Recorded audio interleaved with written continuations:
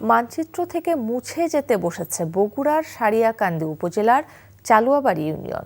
বিগত ১৫ বছরে ইউনিয়নের প্রায় ৯৫% এলাকা নদীগর্ভে বিলীন হয়ে গেছে।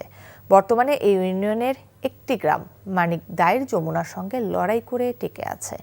গত বছর শুধু জিও ব্যাগ ফেলে অস্থায়ীভাবে ভাঙন থেকে রক্ষার যে চেষ্টা করা হয়েছে তা আর টিকছে না। এবছর যমুনায় পানি বৃদ্ধির ফলে আবারও ভাঙন শুরু হয়েছে। বগুড়া থেকে আতিকুর রহমান সোহাগের পাঠানো রিপোর্ট, ক্যামেরায় ছিলেন এমদাদুল হক। সারিয়াকান্দি উপজেলার কালীতলা ঘাট থেকে ১৫ কিলোমিটার নদীপথের দূরত্বে মানিকদাইর গ্রাম। এই গ্রামের উত্তরে গাইবান্ধা জেলা এবং দক্ষিণ পূর্বে জামালপুর।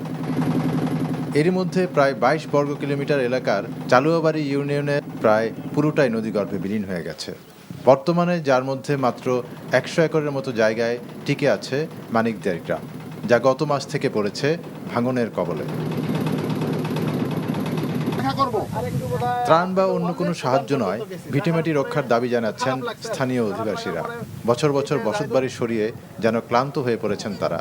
সামান্য একটু অংশ আছে, এই অংশটুকু যদি ভেঙে যায় তাহলে আমাদের আর এইখানে বসতবাড়ি করে থাকার আর সুযোগ থাকছে না। এই গরিব অসহায় লোকদেরকে বসবাস করার জন্য একটা সুনির্দিষ্ট জায়গা স্থান করে দেন। ভুক্তভোগীদের দীর্ঘদিনের দাবি ভাঙন রোধে জামালপুর ও বগুড়া সীমানায় একটি বাঁধ নির্মাণের। নদী ভাঙতে অল্প একটু জায়গা কিনারা আছে, এইটুকু জায়গা যদি আমাদের না থাকে, আমাদের যাওয়ার আর জায়গা কোথাও নেই। আমরা যে জায়গাটায় জড়ো হয়েছি একেবারে ভাঙতে আমরা একটা শেষ প্রান্তে এসে দাঁড়িয়েছি। পানি উন্নয়ন বোর্ডের কর্মকর্তা জানান, প্রকল্প অনুমোদন হলে দ্রুতই বাঁধ নির্মাণের কাজ শুরু হবে। জিও টিউব ও জিও ব্যাগ দ্বারা জরুরি প্রতিরক্ষা কাজ চলমান রয়েছে এবং উক্ত স্থানে যদি একটি প্রকল্প অনুমোদন হয় তবে খুব শীঘ্রই ওখানে ব্লক দিয়ে স্থায়ী নদী তীর প্রতিরক্ষা কাজ বাস্তবায়ন করা হবে।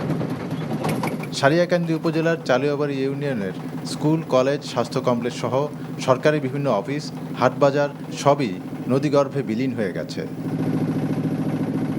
NTV news desk.